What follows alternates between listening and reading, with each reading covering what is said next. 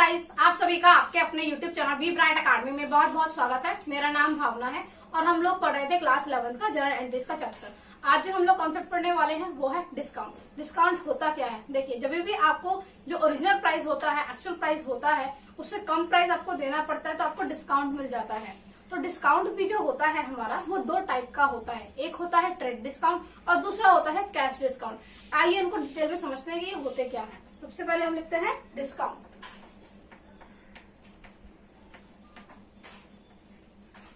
और ये होता क्या है? Reduction in amount to encourage purchase और फ्रॉम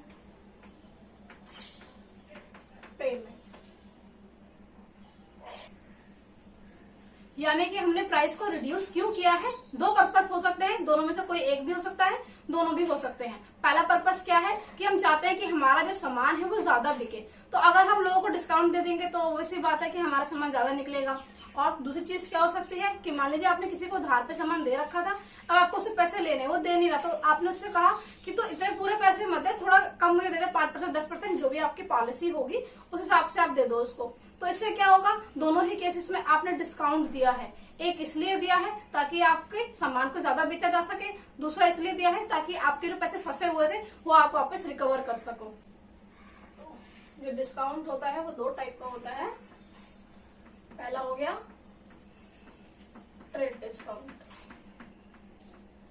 और जो दूसरा होता है हमारा वो होता है कैश डिस्काउंट। अभी ट्रेड डिस्काउंट और कैश डिस्काउंट को हम लोग समझते हैं। देखिए, जो ट्रेड डिस्काउंट होता है वो तब दिया जाता है जब आप कोई भी सामान बल्क क्वांटिटी में खरीदते हो। जैसे कि मान लीजिए आप कि आपकी खिलौनों की दुकान है, तो आप क्या करोगे? खिलौनों का सामान पहले खरीद के लेके आओगे किसी होलसेलर से ताकि आपको सस्ते में मिल जाए। अब वो सस्ते में क्यों देगा? क्योंकि आप उसे ज्यादा क्वांटिटी में खरीद रहे हो। और क्यों खरीद रहे हो? जनरली हम रीसेल के लिए ही खरीदते हैं। और जो कैश डिस्काउंट होता है वो इसलिए दिया जाता है ताकि आपको पेमेंट वगैरह जल्दी मिल सके। जैसे इसी एग्जांपल को कंटिन्यू करते हैं कि आपकी शॉप में आपने खिलौने रखे हुए थे, आपने किसी को कुछ खिलौने दे दिए, आपने उसको उधार पे दे दिए। अब वो पैसे नहीं दे रहा है तो आप क्या करोगे? बोलोगे भाई आपके जितने ही पैसे होते थे उतना मत दे, मुझे 10%, 20%, 5%, जो भी आपकी पॉलिसी है, जो आपको ठीक लगता है उतना कम दे दियो और मेरे पैसे दे दे। तो इससे क्या हुआ कि उसे लगा कि भाई मुझे सारे पैसे नहीं दे, थोड़े कम पैसे देने हैं, तो इस वजह से वो आपको पैसे दे देगा। तो वहां पे कैश डिस्काउंट का रोल प्ले होता है। तो एक बार इसको देख लेते हैं। देखिए, when sold to purchaser for resale, यानी कि आप रीसेल के लिए कर रहे हो, या फिर आप ऐसा भी कर सकते हो परचेज इन बल्क क्वांटिटी। जो ट्रेड डिस्काउंट है वो आपको परचेज पे भी हो सकता है और वो सेल पे भी हो सकता है। मान लीजिए कि आपसे कोई सामान खरीदने आया और उसने ज्यादा सामान खरीद लिया तो आप उसको ट्रेड डिस्काउंट दे दोगे। लेकिन अगर आप किसी से सामान खरीदने गए और आपने भी ज्यादा क्वांटिटी में खरीदा तो आपको भी सामान ऑब्वियसली पता है डिस्काउंट पे ही मिलेगा। तो वहां पर ट्रेड डिस्काउंट होता है क्योंकि आपने ज्यादा क्वांटिटी में सामान खरीदा और इस वजह से आपको डिस्काउंट मिल गया, तो आपको पैसे कम देने पड़े। इसके अलावा जो कैश डिस्काउंट होता है वो क्यों होता है? When amount is received promptly, यानी कि जल्दी, और before the due date।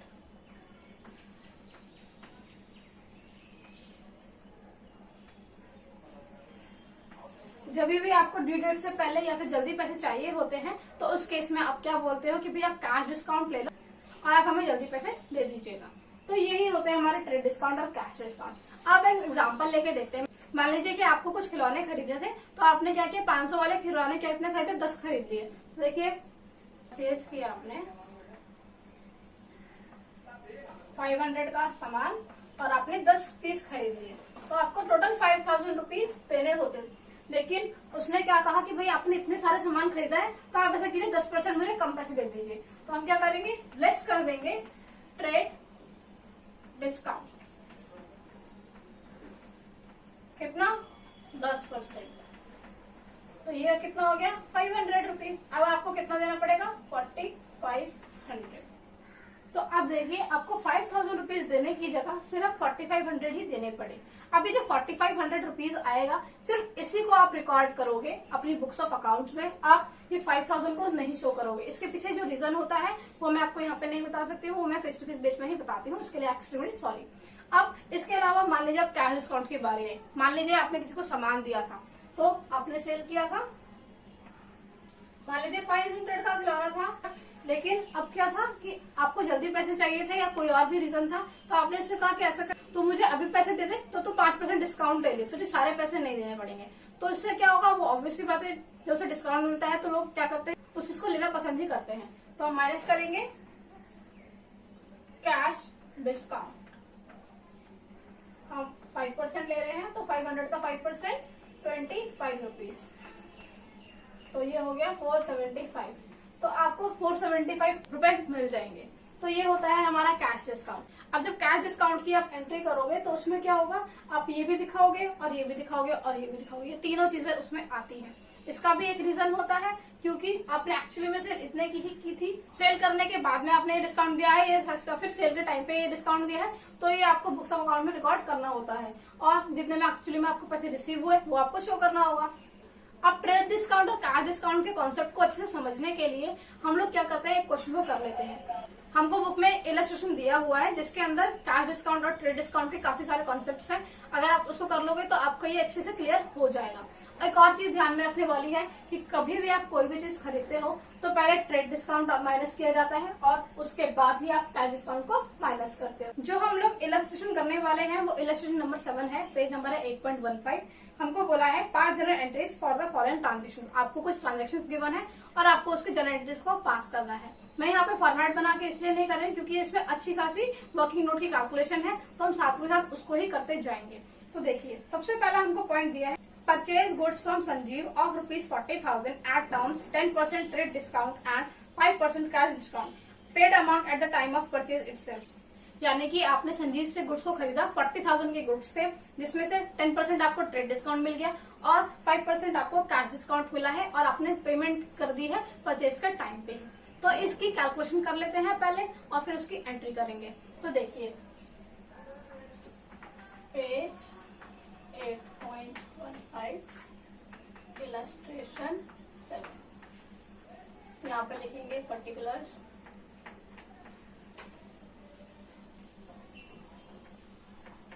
ये हो गया अमाउंट, पहला लिखेंगे परचेज,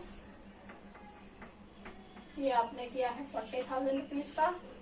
अब देखिए परचेज के बाद हमको 2 डिस्काउंट दिए हैं, एक दिया है ट्रेड डिस्काउंट, दूसरा दिया है कैश डिस्काउंट। तो पहले हम ट्रेड डिस्काउंट को माइनस करते हैं, उसके बाद जो बचता है उसमें से कैश डिस्काउंट को माइनस कर देते हैं।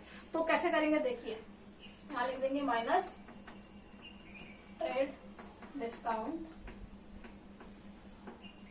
एट द रेट 10%, हमको 10% का ट्रेड डिस्काउंट दिया था तो 4,000 हो जाएगा हमारा डिस्काउंट का अमाउंट, तो ये हो गया 36,000।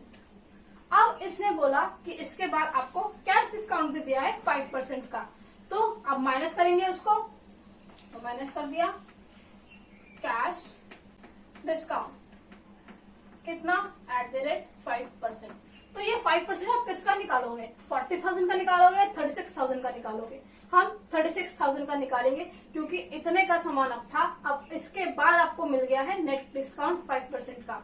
तो 36,000 का 5% कितना होता है 1800, तो वो माइनस कर देते हैं, तो ये कितना हुआ 200 और 30, तो 34,200 हमको लास्ट फाइनल पेमेंट करना होगा। तो अगर इसको हमको एंट्री करनी होगी तो कैसे करेंगे, यहाँ पर लेते हैं अमाउंट पेड, मैं यहाँ पे बिना फॉर्मेट के बना रही हूँ जर्नल एंट्रीज, आपको फॉर्मेट के साथ में ही बनानी है। अब इसकी जर्नल एंट्रीज देखिए,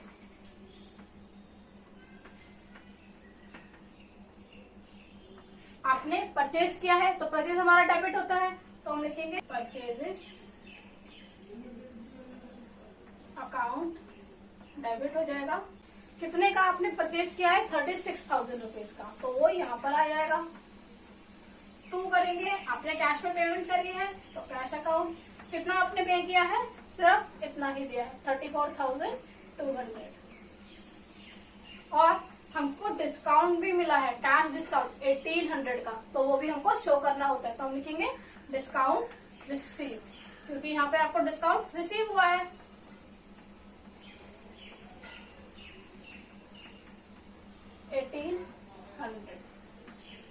ये होती है हमारी इसकी जनरल एंट्री। अब इसकी नरेशन भी लिख लेते हैं। Being goods purchased from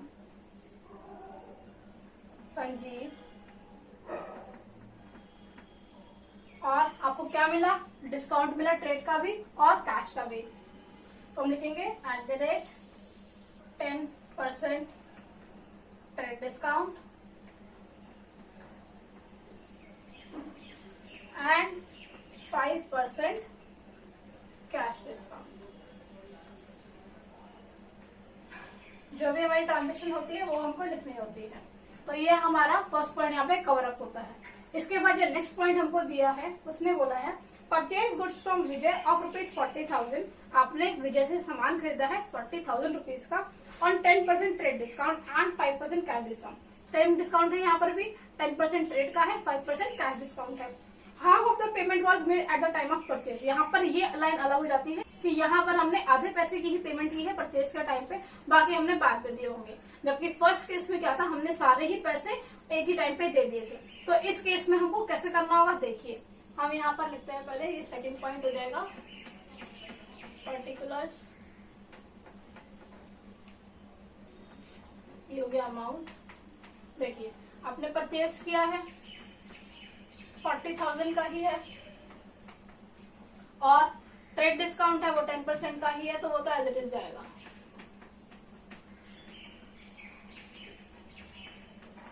$4,000 discount हो गया, तो ये हो गया 36,000।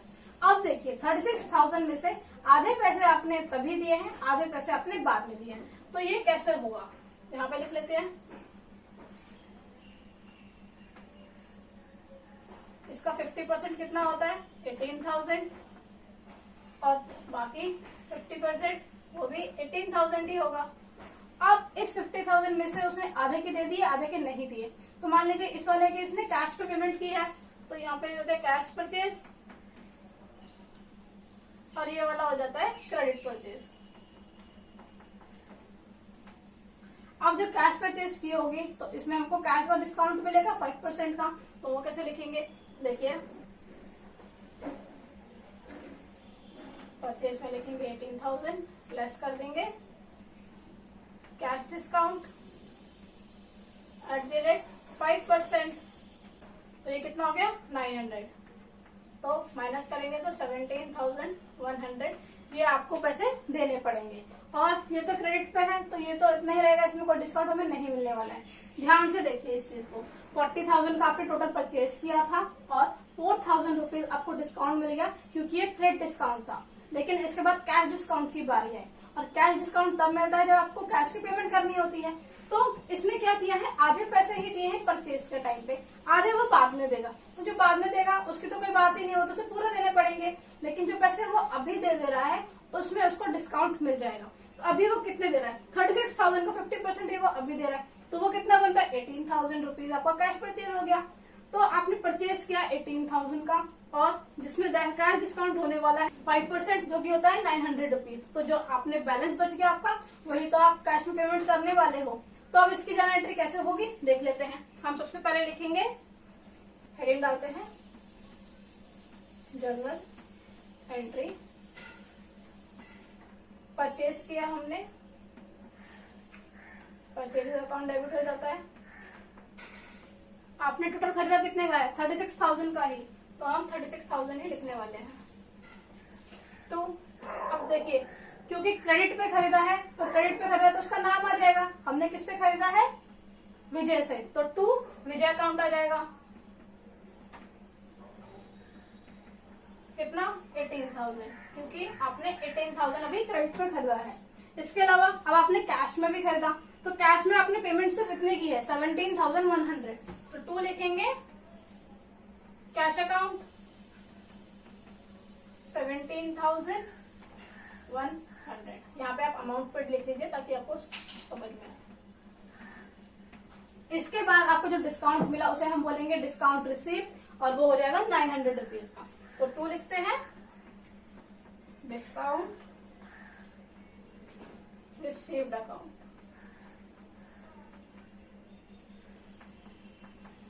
900 रुपीज। तो यही था इसमें, इसके नरेशन भी लिख लेते हैं। मैं यहाँ पे सिर्फ लिख रही हूँ गुड्स परचेज, मेरे पास स्पेस नहीं है, आप खोल दीजिएगा।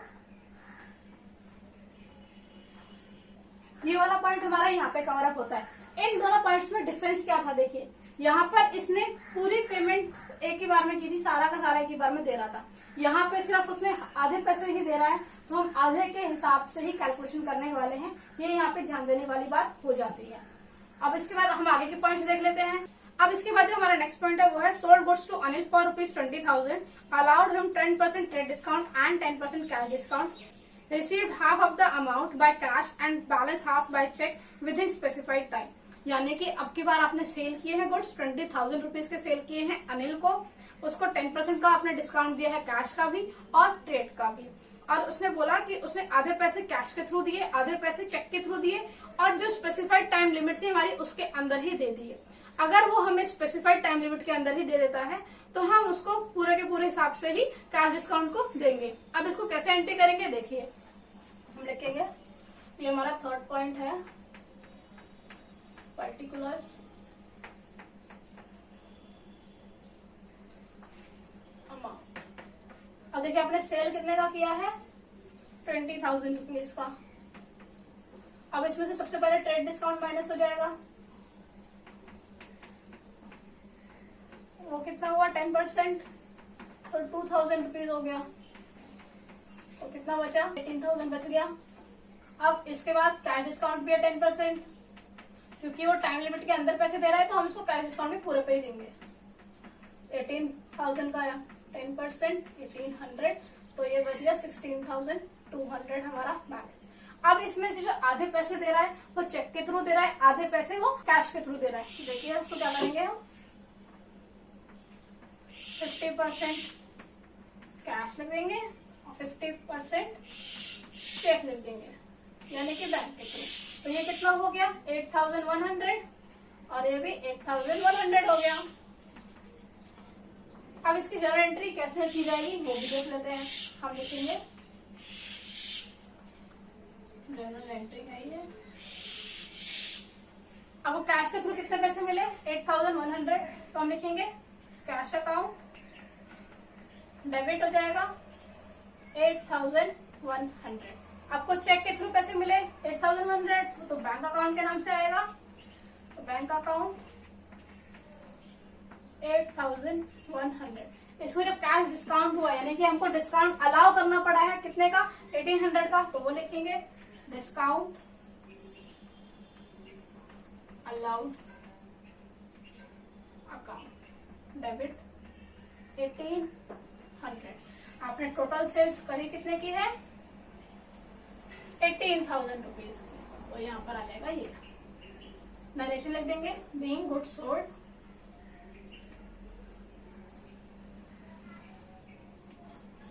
अब पूरी नरेशन लिख लीजिएगा। अब इसके बाद जो हमारा लास्ट पॉइंट है वो है sold goods to Ajay for ₹50,000 allowing 5% cash discount and 10% trade discount. यानी कि आपने अजय को गुड्स सेल किए हैं 50,000 रुपए के, उसको आपने 5% कैश डिस्काउंट दिया है और 10% ट्रेड डिस्काउंट दिया है। अब उसमें बोला है half of the amount was received by cheque within specified time, यानी कि जो स्पेसिफाइड टाइम में कितने पैसे मिले, सिर्फ आधे पैसे ही मिले। तो जब आधे पैसे ही मिले तो हम डिस्काउंट भी उसको आधे पैसों पे ही देने वाले हैं। तो देखिए कैसे करेंगे इसको, हम लिखेंगे फोर्थ है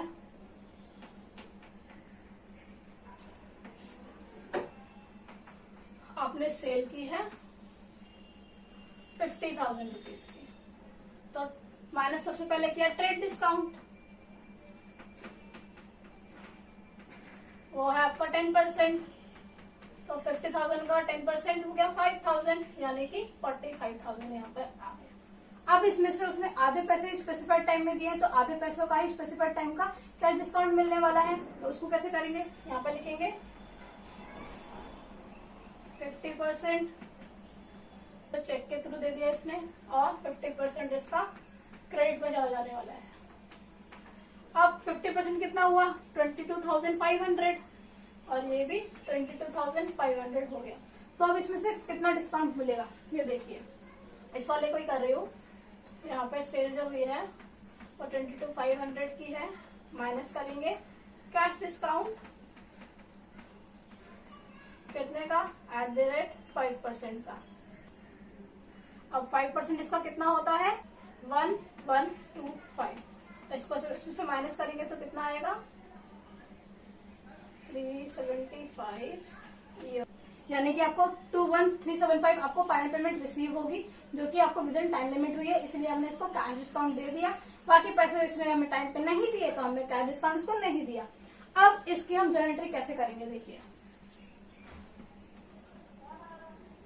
जर्नल एंट्री, आपने सेल की, आपको कितने पैसे मिले चेक के थ्रू, यहाँ पर 21,375, तो लिखेंगे बैंक अकाउंट,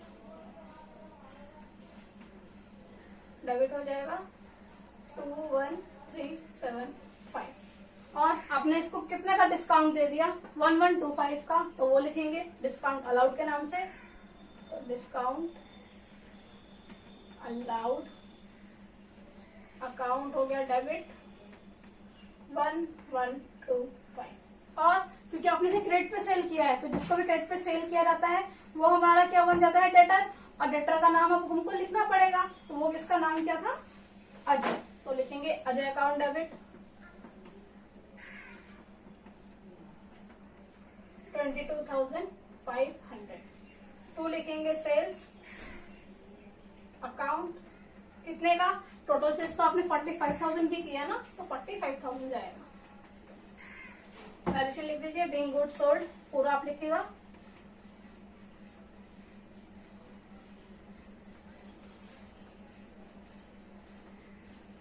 अब इसमें और इसमें क्या फर्क था, सेम वही चीज जैसे परचेज में था कि यहाँ पर इसने पूरे पैसे स्पेसिफाइड टाइम में दिए, यहाँ पर इसने आधे पैसे स्पेसिफाइड टाइम में दिए, तो हमने आधे के हिसाब से ही कैश डिस्काउंट को निकाला था।